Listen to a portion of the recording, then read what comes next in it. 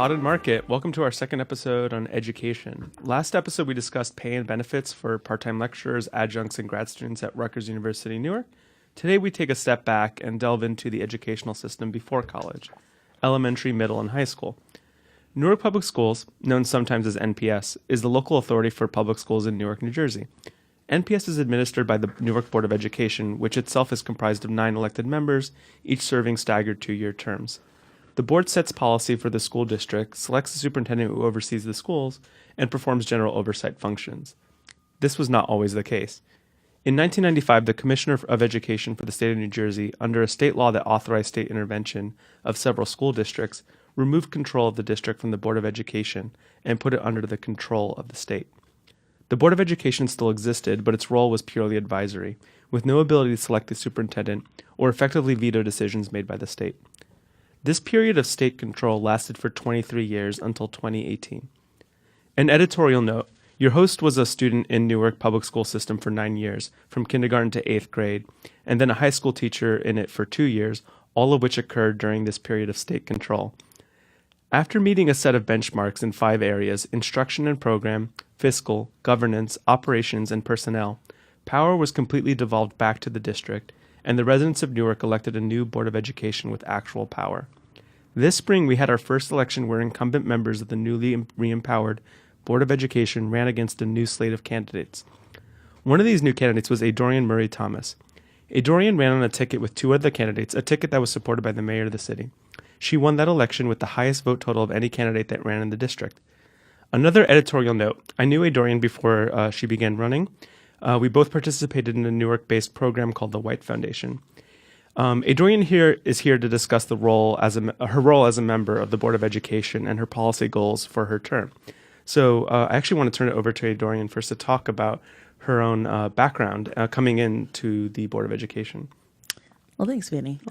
Really excited to be here. Thanks for having me. So a little bit about my background, just in terms of coming into the board. So as you know, I was born and raised here in Newark. My mother was actually a public school teacher and a social worker for most of my life. And my dad actually immigrated here from a small country called Guyana when he was just a little younger than I was. And so for me, my whole life has been shaped by so many hardworking adults, particularly in my family, making sacrifices so that I could have the opportunities that I had. And so growing up, I always kind of knew that I wanted to pay it forward, right? Make sure those sacrifices that were made for me, I was actually doing something about it. That didn't really kind of affect me as much until I kind of really started to think about why my life was looking the way it was. And that really was when I was 7 years old, and I found out that my dad had actually been killed literally 2 blocks from our house. And so a lot of things changed for me at that time. I started having a harder time in school. I was already kind of really involved in my school, and then my church community were already involved in my life, but even more so, everyone started to step in to make sure that even though this really difficult thing was going on, I'll be able to, still be successful regardless of what happened. And so luckily that did happen. And fast forward, years later, I really tried to make sure that everything that I went through didn't become, that a lot of young people who went through a similar experience, that their opportunities and that their success didn't end when a huge tragedy or challenge in their life happened. And so throughout college, I'll fast forward to the White Foundation. I'm sure we'll talk more about that. Well, actually, I figured we could delve into that now. Yeah. Just like you are a member of the Board of Education, and let's talk about your education from the beginning, from your preschool days to today. So obviously a Swarthmore grad for college, but where you attended school in Newark? Yeah. Where was that? So I actually, if we go way, way back, my first preschool was actually at the Urban League, which is on Central Avenue. I think technically that's the West Ward of Newark. And so I went there from, all my preschool ages. Then after that, I went to the Chad School, which is an all-Black private school. Really kind of, we talk a lot about culturally relevant curriculum and pedagogy today. That school really kind of epitomized it, right? I grew up really kind of singing the lift every voice and saying literally every day in the African pledge as my kind of daily ritual rather than the Pledge of Allegiance, interestingly enough. And so I went there from maybe kindergarten, pre-K to 4th grade. Unfortunately, while I was there in fourth grade, they were actually closing. And so my mom was actually scrambling for me to find a school. In fact, actually, up until really like the beginning of August of that next summer, I did not have a school at all. My mom was trying to get me into Harriet Tubman because at the time that was one of the finest schools in Newark, and it was fairly close to our house. But we didn't qualify because we lived maybe like 2 blocks outside the zone. And so I literally did not have a school. But then we heard about this school that had just opened up and that a lot of parents from Chad were sending their kids to. And it was called Team Academy Charter School. And so we're like, okay, great. So we're going to go there. So my mom sent me there. I went there from 5th through 8th grade. And then in 7th grade, as you know, found out about this thing called the White Foundation.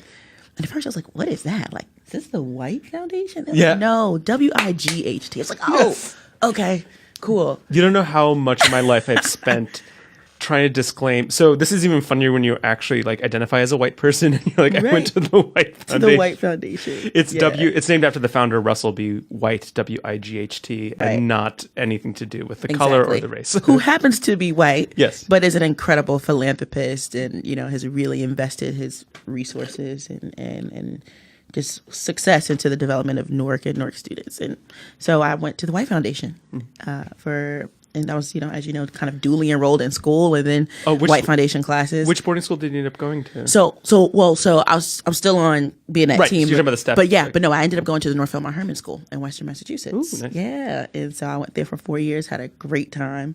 And then I went to Swarthmore College in 2012, graduated from there in 2016. I was a special major in educational studies and political science.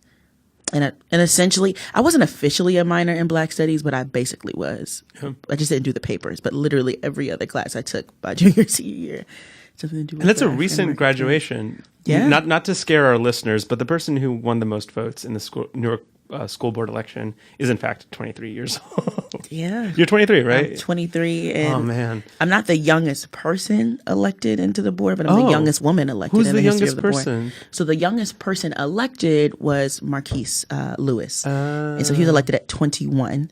But the youngest person actually, whoever served on the board was, of course, Larry Hamm or Lawrence Hamm, this historic, prolific activist from the city of Newark, was appointed onto the board at the age of 17.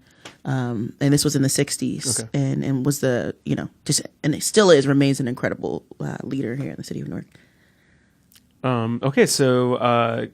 So you graduate about, I guess, 2 years ago now. 3, going on 3. Okay. Yeah. Before we get into your role as a board member, could we talk about what you do as part of your work full time? Yeah. So while I was actually in college, this connects a little bit earlier to like kind of my whole background story of really kind of finding my voice and my safe space. And my safe space has always been in education and youth empowerment. I mean, part of it could be because I literally grew up with a special education public school teacher and a social worker as, you know, my parent. And, you know, I always, like, I remember specifically going to PTA meetings with my mom as a kid. And, you know, sometimes there only being like 3 or 4 parents there, right?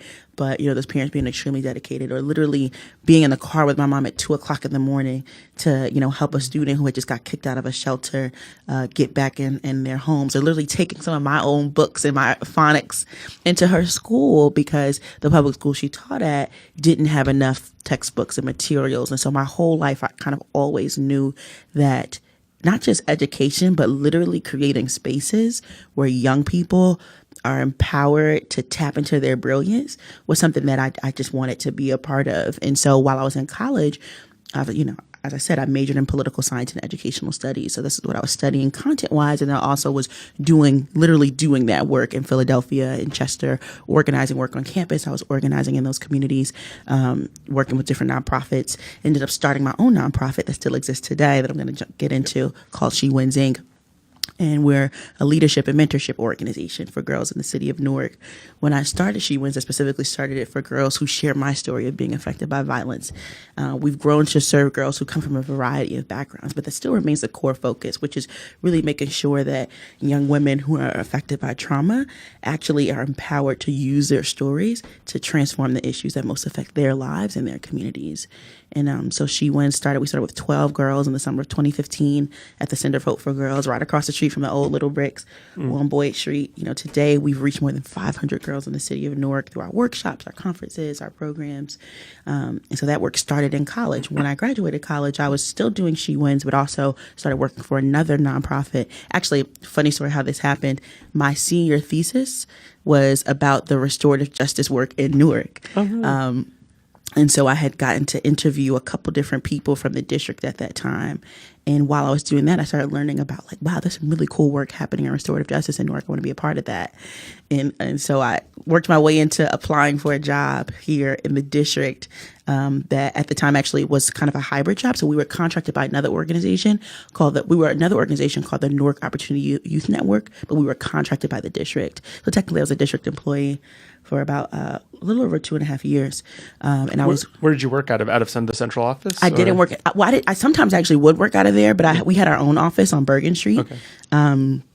So we were the Newark Opportunity Youth Network. We worked with young people who were either disconnected from school entirely, so they dropped out, young people who are at risk of dropping out of high school, or young people who were on long-term suspension in the district. So they had committed a level 4 infraction or above, and they were on long-term suspension. I remember this. I used to be I mentioned this in the monologue. I was a high school teacher at technology in the East Side, or a program called Big Picture that was inside Big East Picture, Side. yeah. I was a Big Picture teacher for a year. I know Big Picture. I want to regroup a lot of my students from that program and have them come on this podcast at some point. They're amazing, and I think the hard part about talking about level 4 infractions, the hard part as a teacher, and this goes into restorative justice issues, is some teachers are obviously they can very easily give out one of those and get rid of a student, but for me it was always like, this is not a solution. And I feel like that's probably what your program was getting at, was these are not solutions, right? These are you have to take care of the student after that, right?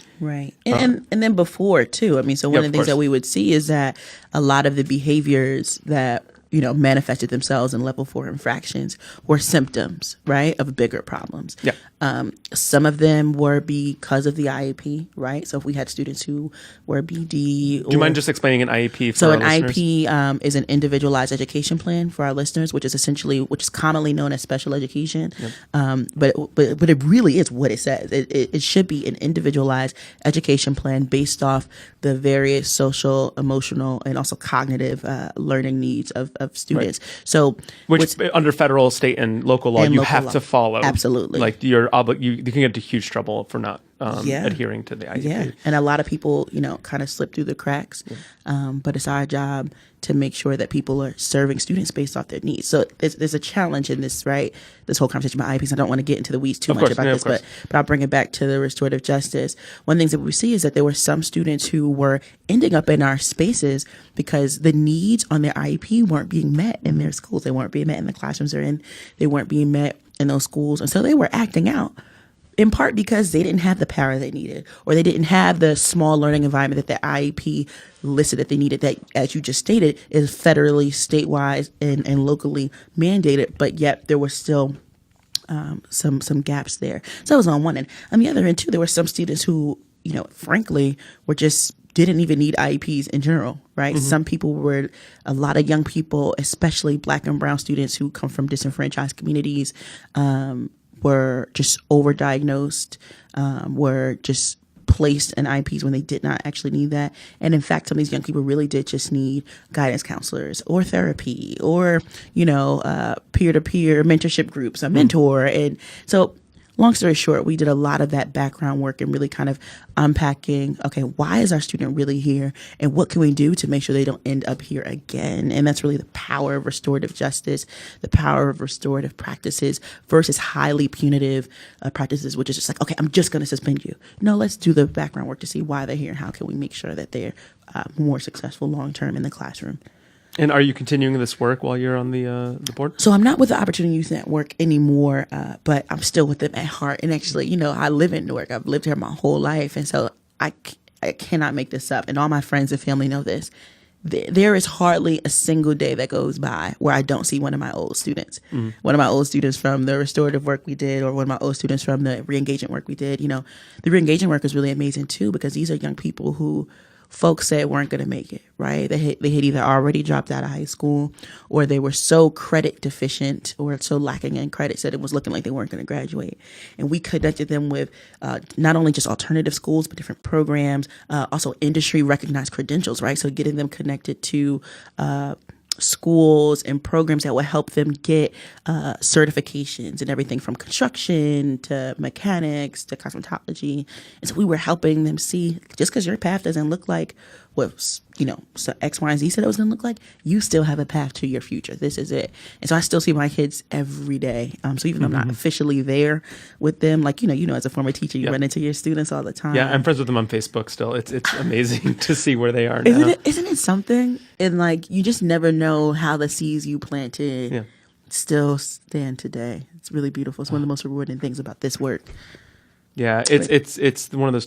God, this sounds so cheesy, but like it does bring tears to your eye when you get that Facebook comment. They're like, or when they do like a shout out, like when they graduate college, for example, and they shout you out, and I can't do anything but like crumble up and like cry in a corner because I'm like, no, I'm not worthy. I've been getting so many texts, and this is the college signing season, and I've just been getting so many texts and posts. It's like, I'm on my way to college. Like, I'll never forget the first time we did our college tour. Like, I mean, it's just... Yeah, I'm actually so rewarding. And not to advertise a future episode, but I'm actually really excited for the next episode, which is about students in college. And there's a reading assignment if you are listening to this podcast. It's called The Privileged Poor. We're going to be talking about issues in that book, and I'm bringing on college students because the story doesn't end, right? You guys are just one part. NPS is just one part of a journey, where there's another. Not every kid goes to college, but there's still education after college, whether you're going straight into the workforce, to a training school, or to a 4-year or 2-year institution, or even after that to grad school. I just started doing this. I helped moderate this really great panel at this conference, this urban youth conference that happened in Newark a couple of days ago. And my panel was a mix, right? I had some people who, and all of them all super successful. Some of them went to 4-year college. Some of them went to like 2-year for cosmetology or, some other kind of certification. They're all doing extremely well. They're all from Newark. Yeah, you're right. Everyone has a different kind of pathway. So I think that's going to be a really great time. You should also do a episode with recent college graduates. Well, too. I would love That'll to. be really interesting. We have a couple episodes already planned out, but at some point, I want to do an episode about coming back to Newark.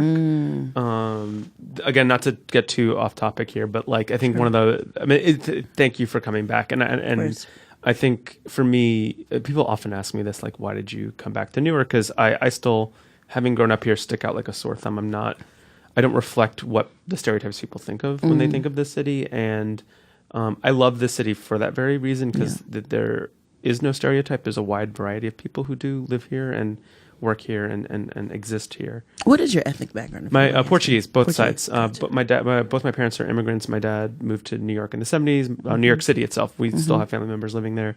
My mom moved in the 70s to Rockland County, New York, and in the 80s, my dad bought houses out here and moved out here, and so I completely grew up here. And with the exception of the White Foundation in college, Same. Those 8 years and a stint working in London briefly, like I pretty much existed in this city my whole life. Right. Same here. And I want to do both episodes in the future of people who came back and people who didn't. There's a mutual friend of ours. I won't mention her yet, but I would love to get her back here. Someone who left this city. Yeah. Why people leave New York and not coming back. But you're here. So let's talk about, you've been sworn in a week and a half now, right? Yeah. You're now an active board member, a freshman member at this point. But let's talk about the role of a board member, both in general, but also your role specifically. So what does it mean to be a member of the Board of Education? Yeah. I mean, so there's sort of two official definitions of being a board member. And so I'll talk about that, and then I'll talk a little bit about the other part as well. So the two official definitions of being a board member are to advise and authorize and also evaluate the work of the superintendent, right? And so we are his comrade, we are his companion in the work, but our job is also to evaluate him and to make sure that the work that he's doing is in the best interests of our babies in the district. I think we're really lucky to have a superintendent who, is not only born and raised here, was an educator here, but it is just an unapologetic advocate for Newark students. And so it's really exciting to be working with him and to really be making sure that we also create a context in which he's held accountable, but then also that where we're all on a very clear kind of path where we know that we are pushing our students forward. This is the plan. We may have to have uncomfortable conversations to get here, but this is what we're going to do.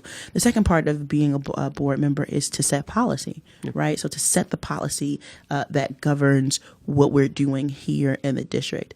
It's important to note that board members are not directly running the district, right? We have a staff that does that, but it's our job to set the policy context that governs the work that they do. The best analogy I can think of is like you're like a company in a weird way, where Roger Leone, the superintendent, is the CEO, and you guys are essentially the shareholders, you represent us, the shareholders. You're the board of directors, essentially. Yeah, exactly.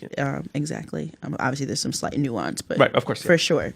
And then, of course, the other sort of less official, but actually I would say just as important role of the board member is to really be the liaison between the community and the district, right? So to really make sure that we oftentimes, this is the beauty of it being an elected position, is that we were chosen by the people, right? People voted for us, 4,000, 1,000, however many people voted for you, and regardless of how the campaign turned out, right? Like people voted for everyone, right? People voted for, and for us, people voted for us to be in this office. And so, what's the powerful part about that is the responsibility that comes with it. And so it's our job to make sure that we're passing policy, that we're setting a tone in the district and on the board that's reflective of the needs, interests, and values of the people who wanted us in these seats for that reason.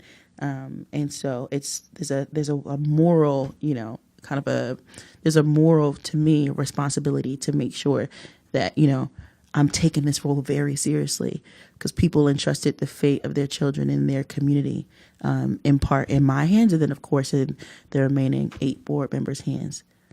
So that's the general role of a board member. And how about you specifically? What are your plans on the board, and how do you see yourself in there as a Dorian, not just school board member number 9 or whatever? Number 9, the deciding vote. Yeah. So I'm an educator at heart, right? What gets me going is literally being able to directly interface with young people in the community and help create spaces where they see that they can thrive. The challenge about being a board member is that as much as there is, direct community involvement that's a part of the role, a lot of it is also really a lot of the work is happening in committee. A lot of the work is happening in executive session. A lot of the work is happening not specifically within the face of the community. And so in terms of some of the work that I'm really passionate about doing, both in terms of the community work and also the policy work, one is curriculum, right? Really making sure that our young people have access to curriculum that is engaging, that's stimulating, that's innovative, that meets them where they're at, right? And not to get into the weeds, but is Common Core still a thing? Like I've been out of it for like 4 years now, but like where is the district, or where? I guess this is more of a state issue because the state does also have a lot of control over what the standards are. But what standards are we following in terms of curriculum? Yeah, so obviously Common Core is definitely still a thing. So it's interesting, right? When you have both, we're a local entity, but to your point, we do have to operate within the context of the state, within the context of federal. So technically we don't, in terms of let's talk about standardized testing, right? Technically the park is now the NJSLA. And so there's some slight kind of differences in terms of names, but at the same time, at the end of the day, we have a certain standardized test obligation. I'm just thinking back, when was the GEPA? Were you GEPA, HESPA? No, HESPA. I do remember. You remember HESPA. Right. I remember HESPA, but I never had to take the HESPA. Right. Neither did I because we ended up doing boarding school.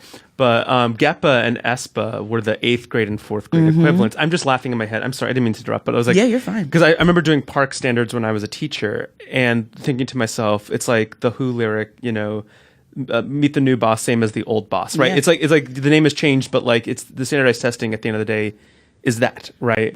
It's just a mechanism for evaluating students. Whether or not it's the best mechanism, I think, is a whole separate 10 podcast discussion. For sure. I mean, one of the good things is that we're moving to this, and then this isn't something that's just happening at the local level, also at the state level.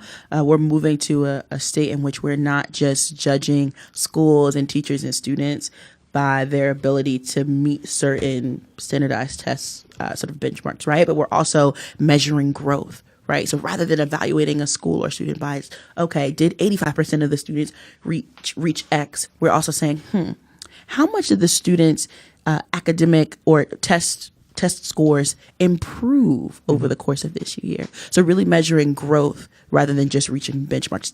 That's a more substantive and also just fair way of assessing academic and I would say a student's academic achievement, and also just judging teachers in schools, because it's not fair to teachers either.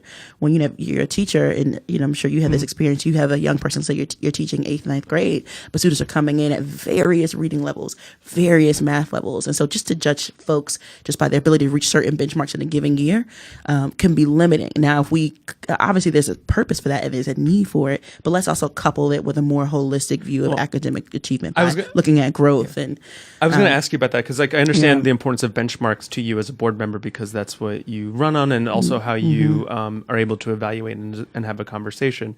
But my question is, also as a board member, how are you going to, I think part of NPS is creating whole humans, and how will you evaluate that? What will you be looking for in Newark Public Schools' mission in creating humans, and not just, numbers of like 85% achievement on this math benchmark? Yeah, that's such a great question. I mean, one of the great parts about the program and instruction committee that I'm sitting on and that I'll be, chairing actually this year is making sure that is the fact that it's actually kind of all encompassing, right? So, well, not all encompassing in that it's not solely the curriculum, it's not solely enrollment, but we're also looking at pedagogy. We're also looking at climate and culture.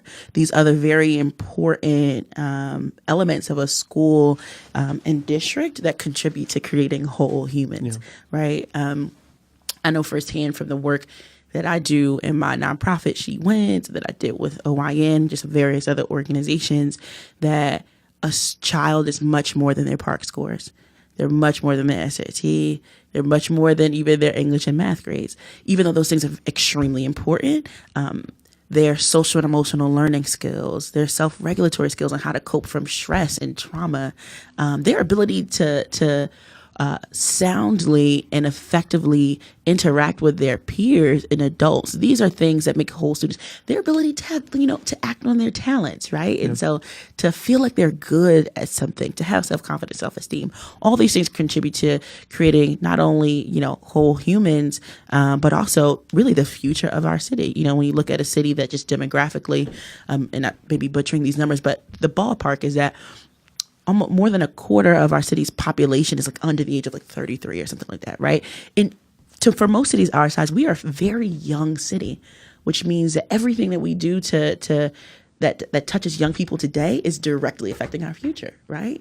And so for me as a board member, really working directly with fellow board members, with administrators and staff to help make sure we're creating schools in which students are being able to be educated as a whole child, right? So both their academic, their social and emotional, their leadership, their talents, making sure all those aspects of who they are being cultivated and developed. And the great thing is that there's a lot of great evidence of this kind of work already happening in the district schools, right? There's a lot of great evidence of these things happening in other districts. The question is, how do we put this at scale? How do we exchange best practices from school to school?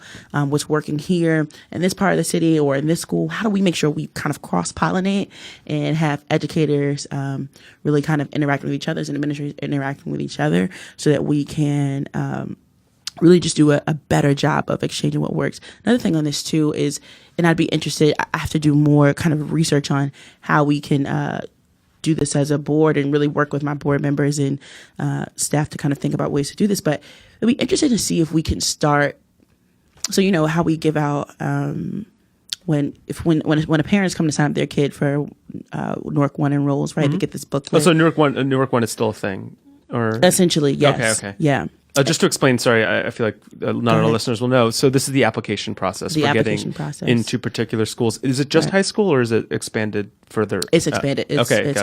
It's all schools. What will be interesting is one of the main sort of kind of metrics that I don't know if you remember this in college, but there was this big book that I had when I was applying to colleges. I think it was like the 365 something. Yes, you know what I'm talking about? Yeah. And so it gave you like a list of like 365 schools, and the one that I had that I love. This is actually one of the first times I heard about Swarthmore, the college I went to.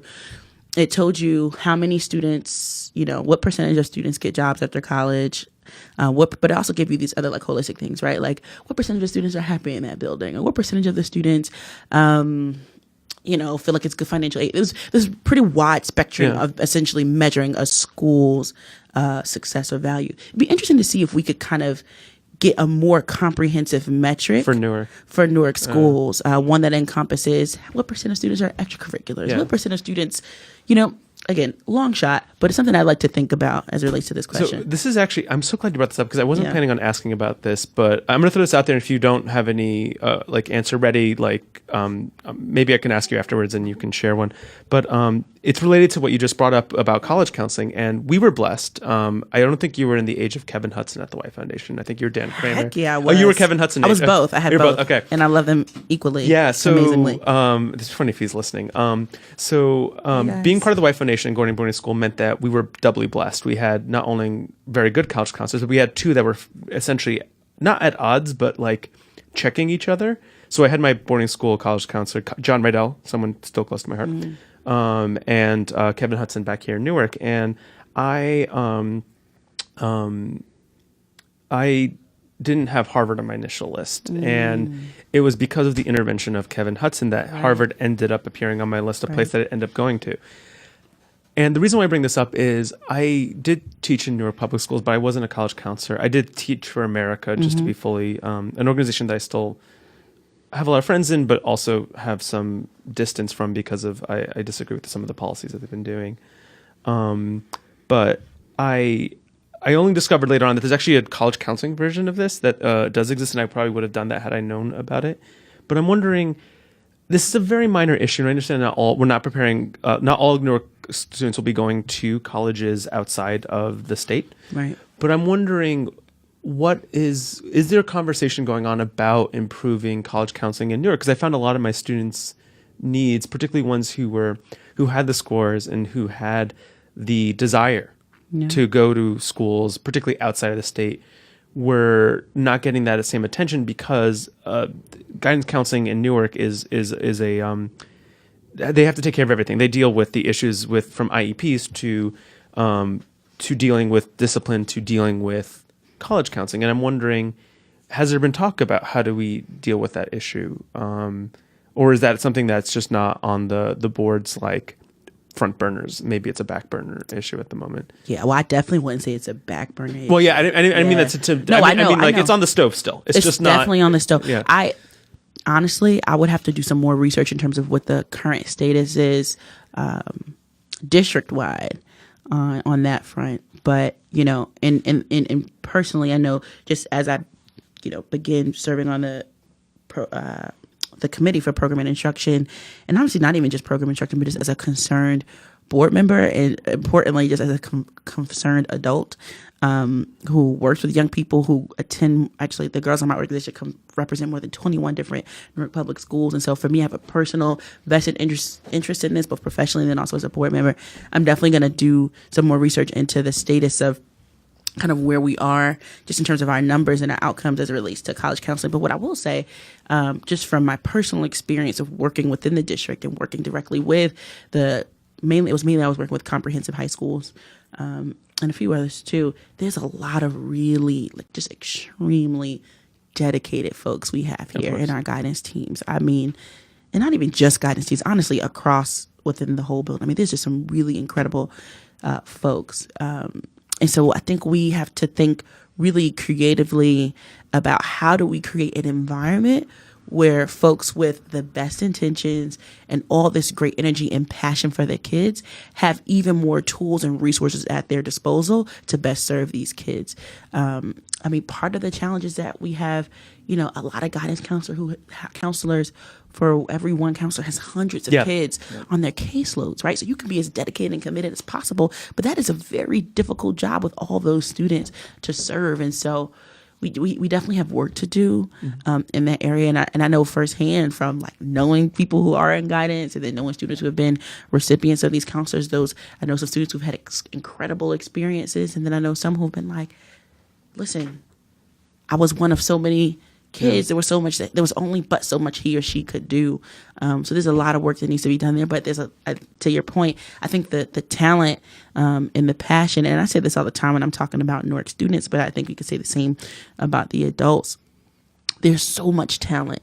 It's just about how do we create an environment for that talent to be best cultivated and tapped into. On the flip side, though, when we do have, you know, adults or folks in the schools who don't show that same dedication and passion, there needs to be accountability, right? And because, you know, we would be lying if we said that everybody, right? And so there's definitely a balance that we have to make there. But at the end of the day, we have to make sure we're creating an environment for success. And that requires a lot of honesty. That requires admitting the gaps that currently exist and what we've done wrong in the past so that we can be moving forward. So this is going to be the worst segue in the world, but we talk about adult accountability, and oftentimes when people think of accountability and teaching, the one thing that comes up is charter schools, because this is like the selling point of a charter school, is that they have a much easier way of creating their own faculty and not having to adhere to the same union rules. Not going to get into the union issues. That's a whole different podcast right there. But I'm wondering, what is the relationship with the Board of Education to the charter schools that operate in Newark? Yeah, I mean, so technically we don't govern them, right? And so you have about a quarter of our budget goes to charter schools, right? Because at the end of the day, they are Newark students. And so we have a quarter of our funds that go to them, but we don't govern them. And so there's limitations in kind of what we can do in terms of what's actually working, in terms of actual governance of these schools. One of the things that, you know, that Roger, our superintendent, has been very intentional about making sure, though, is that there is a real kind of, and again, this is always like a work in progress, right? This is a journey. This is a marathon, not a sprint, but making sure that there's better communication and opportunities for cross collaboration between both sectors. Most charter school students that I know started in a district school or vice versa. And so at the end of the day, you know, these kids are coming from the same blocks, the same neighborhoods, the same streets. And so our job is to really make sure that, one, we have enough quality Newark Public School students, enough quality Newark Public School seats, for every single Newark Public School student, right? We can't have a district and where, you know, parents feel like they can only send their kids to 2 or 3 schools. Because we're being honest, right? Like if you talk to everyday parents here in the city of Newark, they're like, look, I'm trying to make sure my kid goes to a school that is safe, that's going to get them to where they need to be, and that ideally isn't 3 miles from our house, right? So we need to have enough seats, quality seats here in the district that can provide that for Newark kids. And until we can say that every single Newark public school seat is a seat that, you know, every parent will feel comfortable sending their kid to, then we still have some work to do. Yeah. I mean, I'm glad you raised this because I keep thinking of the additional burdens there are on a board member of an urban school district that, let's go with this district in random, let's say Milburn Public Schools, which is close by and technically has the same authority. I'm assuming the same authorities and the same mission as you guys do, but the additional issues that board members deal with is not just like the sort of minutia of how do we hire the best possible faculty, but you're dealing with these issues you mentioned of restorative justice, of safety, right? Not saying that Newark public schools are dangerous.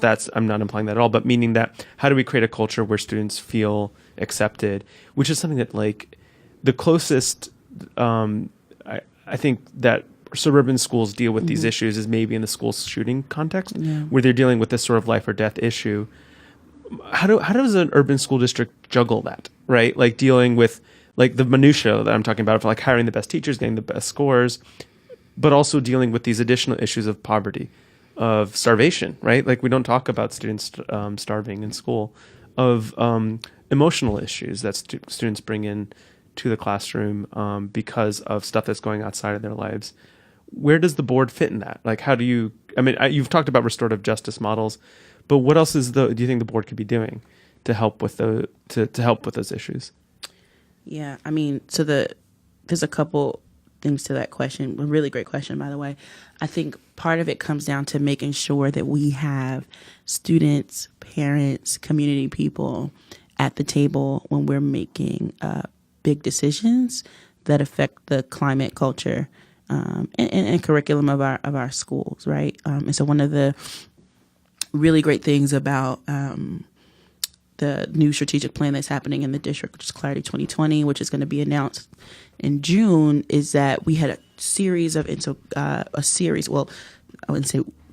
basically essentially for about this past 8 months or something along that ballpark, a series of roundtables that were taking place where, as we kind of laid out the framework for what the strategic plan for the next 10 or so years would look like, we actually had students, we had parents, we had social service providers, a huge various group of stakeholders in the community actually using their insight and experience to inform what the strategic plan for the district would look like, right? That's something that has not happened before, to my knowledge, within the past 20 or so years since we've had state takeover. And again, if I'm wrong on that, definitely fact check and let me know. But that's really revolutionary. But it shouldn't be. Yeah. It shouldn't be revolutionary having the voices of people whose lives and children's lives are being affected by the decisions we make be at the table when those decisions are being made. Right. I would just say, just in terms of one big picture, and if we put that as like our key kind of philosophy, right, that we will use the voices and experiences of the people we have a duty to serve, right? If we will put their voices and their experiences at the forefront, right, as the anchor of the decisions we make, and literally invite them to the table to help make these decisions, then we'll be in a better position. You know, the board, we're 9 people, right? All of us, in this case, actually, are from the city of Newark and are been working in the community in some way. A lot of us on the board actually have children or mentees. In my case, mentees, nieces, nephews, neighbors, all in the district. And so there's a personal vested interest. But even so, with all that said, we still need to have the voices of other people in the community at the table when we make these decisions. And so I know that's really meta. No. But I want to keep running with this meta issue just to sort of wrap up this discussion. I do want to talk about, like, a board is not the only model out there. If we look to New York City, that's a mayor appointed superintendent. And I personally do struggle with those models. Like, I think it's interesting to make education just simply a platform as part of a larger election. But we do have a board here, and like many districts across the country, a board that's elected. And I do want to ask the tough question about turnout. It's a substantial. I think about 6,000 people voted. I have to look up the number. It's like 16,000 to 18,000. 18,000 people voted, really, in the election, or yeah. Oh, that's interesting. Let me double check. But I could double check that. But whatever the number is, it's still, compared to the size of the electorate, small, a small number. And I don't want to criticize Newarkers or you, and I don't want to this is not trying to delegitimize your election. You were elected properly and by the rules. But my question is, how do you create relevancy when only X amount of people are showing up to vote for the board? What is it that the board can do?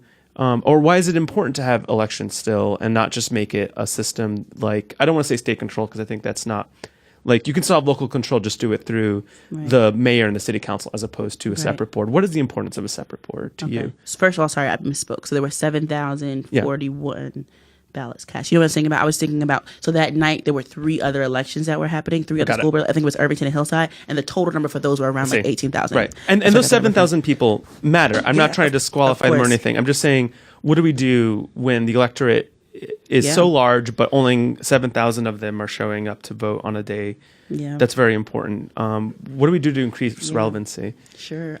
So like I said, I lived in Newark my entire life. I've actually lived fun fact, I lived in 4 out of all 5 of the wards here. I lived in South, Central, West, and North. Yeah, North Ward. Yeah. That's where I grew up. I mainly grew up in the South and West, though. I will say that. But all of them are amazing. And I've literally, like, it's funny, even though I've lived in just 4 out of 5, like, my whole life has been shaped by all 5. Like, I learned how to ice skate in the neck. Like, my family lived in the neck. So I was literally everywhere in the city. But what I'll say is, there is not a single ward, there is not a single block, there's not a single school you can go to in the city of Newark where you will not find parents, community people, and children who don't care about their future. You just won't find it. Even though we only had a little over 7,000 people voting, there are tens and tens and thousands of people who live in our city who want our city to win and want our kids to win too. And so it's not a question of apathy, right? I think it's a question of how do we effectively convey the importance of the election and of the school board election in general to all these people who actually genuinely do care about their kids and care about their city. I think it's a question of messaging. I think it's also a question of strategy, right? And so one of the challenges of the school board election for the most part is that it's fairly compact, right? And that it only happens between a span of really like 2 to 4 months. Mm-hmm. Some of those elections where, it's starting like 2 or 3 years in advance. Like the presidential. Like the presidential election, right. With 20 people. Oh my God. No, moving on. Anyway. That's a whole nother podcast. Yeah. And so I think that we need to be really strategic about a very intentional get out to vote campaign for not even just a school board, but really just, I think in general, there needs to be a huge get out to vote campaign for folks to increase the number of registered voters. I mean, when you think about both at the especially at the federal level, but the state and local level, just how much is happening and how much people aren't privy to. And part of it is that we need to do a better job of helping people know like how important it is that we vote now. But let's bring it back to school board election. And that has to happen before the election starts. Yep.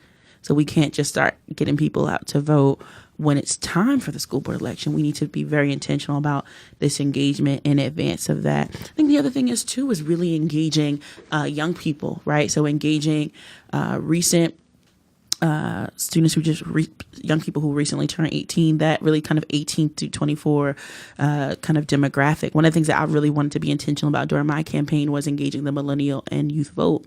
So I had a big youth millennial mixer where I had millennials and young professionals. Wait, are you post-millennial or millennial? I'm millennial. Okay, because you fall on my side of the line. Thank you. I am technically there. Right there, I just made it.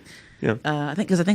Anyway, I'm there. But essentially, like for us, and we talked about this a little bit earlier about there's so many people who left Newark who are our age, right? Who are coming back or who actually in some cases never left, right? So they went to college in Newark or around here and they're still working in Newark and they're our age, they're here, they're invested. How do we get young people who may not have children in the district right now, or even those that do, get them excited and engaged about the election? And then also, how do we engage young people right when they're graduating high school and just turning 18 and letting them know, okay, yes, you can like drive now, and you can do all these other things, but you can also vote, and this is important, and here's why.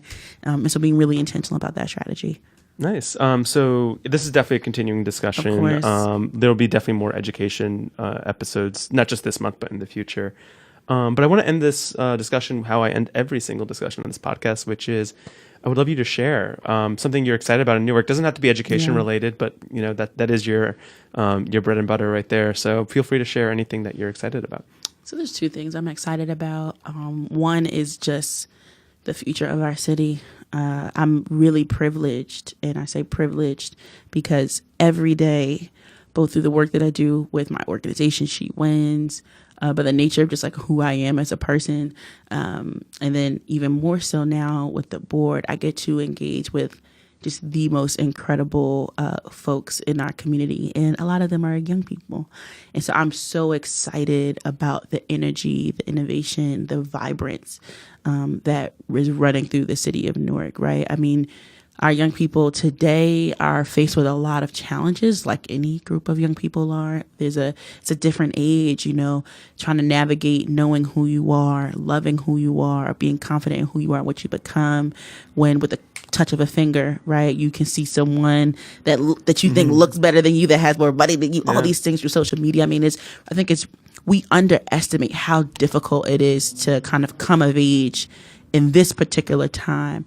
But every day I get to interact with and meet just some of the most incredible, innovative, dedicated, and resilient people that I've ever met. And they're all children, or young adults rather. And so I'm really excited about where our city is going to go because of their energy. I'm also really excited about just the opportunity to get Newarkers, and by Newarkers, I'm talking about like folks who have lived here their whole lives or from here, their families are from here, etc. And of course, those aren't the only Newarkers. I know we've got our transplants, I claim them too, but really getting them to become beneficiaries of all the development that's happening in the city. You know, there's a big push for talking to more Newarkers about home ownership, about real estate ownership in general, about, diversifying revenue streams, a lot of things that's trying to, building up, creating a pipeline from the school to the classroom.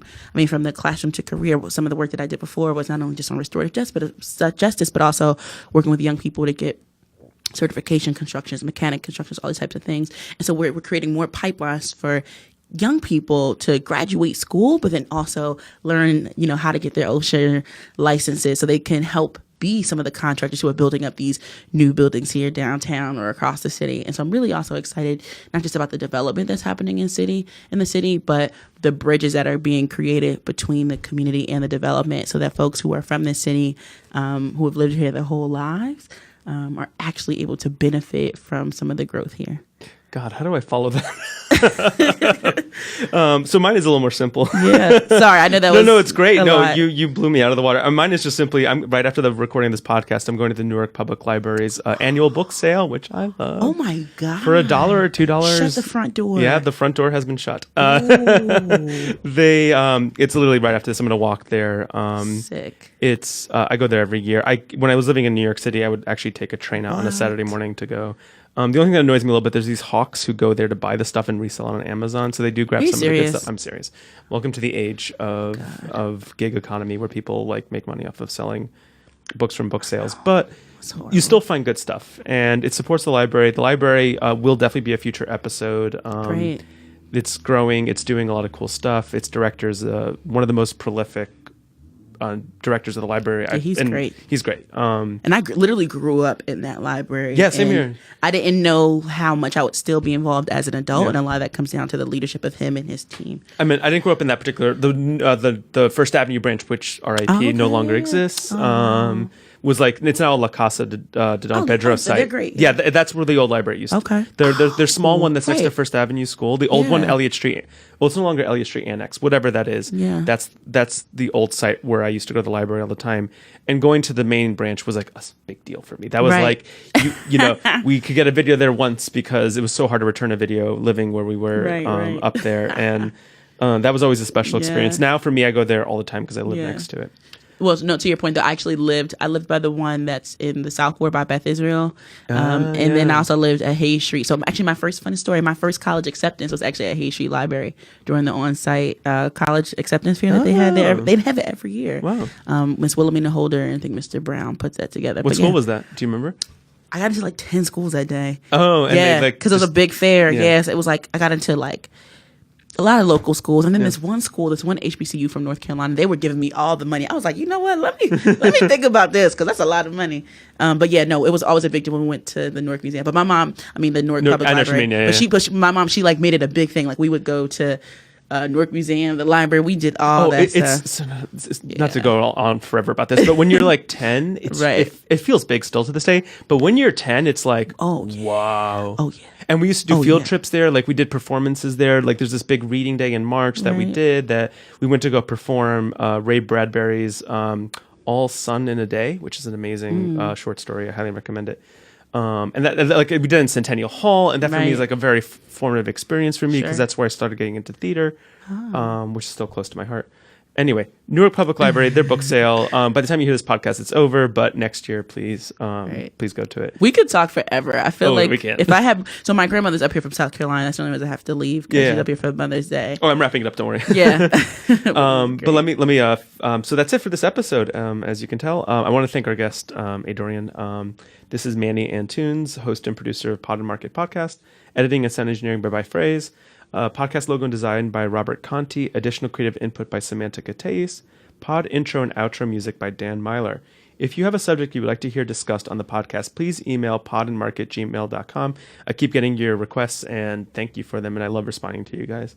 Or you can contact us through social media.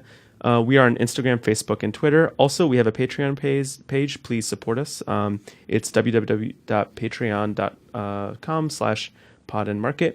And I want to end with a quote from The Warmth of Other Suns, the epic story of America's Great Migration by the great Isabel Wilkerson. The reason why I'm reading this is partly because it's a great quote, but also I got to meet her about 2 weeks ago at the Rutgers was having this large lecture series called the Tanner Lecture, if I remember correctly. And they had her come in and talk. And what's funny is I've had books signed by authors, and authors tend to be pretty cool, but they also can be divas. And I was really afraid that she was going to be one of those where it's just like sign and move on. She literally during the signing talked to everyone, and I got to talk to her for a good 2 or 3 minutes, which doesn't sound like a lot, but when you're signing 50 books, that's a lot of time. And just to talk to her about the structure of her book and Tolstoy, and I nerded out. Don't. I can hear the eyebrow raises and the eye rolls from the listeners, but talking to her about Tolstoy and the structure of her nonfiction was just an amazing experience. And I'm choosing this quote because I find in nonfiction it's very hard to be evocative. You can be descriptive and beautiful, but to be evocative is a very hard thing because nonfiction can limit you in the way you describe things. But I'm going to read a quote from the beginning or the intro to from one chapter to another, and it's called A Thin Light Far Away. In the winter of 1919, when Ida May was traveling her father out to the field, George and Pershing were learning to crawl, and the first wave of migrants were stirring to life. An astronomer made a startling discovery. The astronomer, named Edwin Hubble, working out of the University of Chicago, looked through one of the most powerful telescopes of his time. What he saw would eventually become the most significant astronomical find of the century, and would come to parallel the awakening of an isolated people in his own country. It would confirm what for generations had been whispered of, but dismissed as impossible. It occurred near the start of a long pilgrimage of Americans seeking to escape their own harsh known world. Hubble identified a star that was far, far away and was not the same sun that fed life on Earth. It was another sun, and it would prove for the first time in human history that there were galaxies other than our own, that the universe was much bigger than humans had ever imagined, that there were, in fact, other suns. Thank you.